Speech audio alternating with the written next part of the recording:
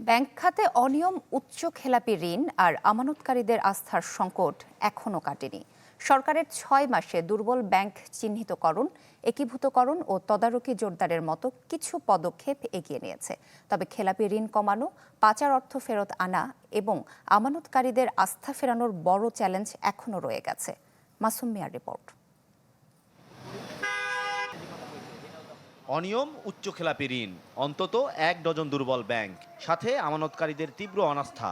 দেশের ব্যাংকিং সেক্টরের এমন হতাশাগ্রস্ত বাস্তবতা নিয়েই যাত্রা শুরু করে বিএনপি সরকার, যেখানে দলটির নির্বাচনী ইশতেহারে ছিল আর্থিক খাতে শৃঙ্খলা ফেরানোর প্রতিশ্রুতি। অর্থনীতির গণতন্ত্রায়ন, বিনিয়োগ ও আর্থিক প্রতিষ্ঠানের সংস্কার। প্রশ্ন হলো, এই ৬ মাসে সেই সংস্কারের পথে কতটা এগিয়েছে ব্যাংক খাত, কতটাই বা পূরণ হয়েছে নির্বাচনী অঙ্গীকার। এই সময় ঝুঁকিতে থাকা ইসলামী ব্যাংক নিয়ে কাটেনি অনিশ্চয়তা, বরং এখনও চলছে এক সদস্যের বোর্ড দিয়েই। কমানো যায়নি খেলাপি ঋণ।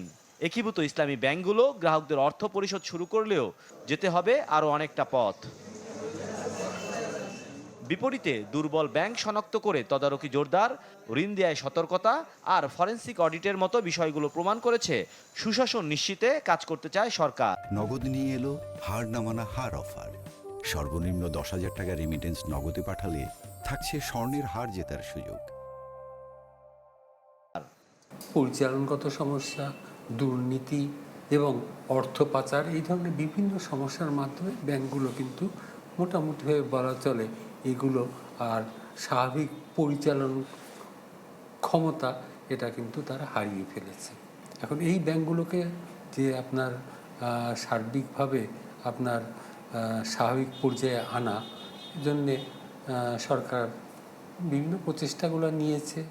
এই ৬ মাসে ব্যাংক খাতকে পুরোপুরি সুস্থ করার সাফল্য অর্জিত হয়নি এখনো, বরং অর্থনীতিবিদরা বলছেন আসল পরীক্ষাটা দিতে হবে আগামী দিনেই, যেখানে দ্রুত খেলাপি ঋণ কমিয়ে আনা, পাচার হওয়া অর্থ ফেরত ও আমানতকারীর আস্থা অর্জনের ওপরেই নির্ভর করবে ভালো খারাপের খতিয়ান।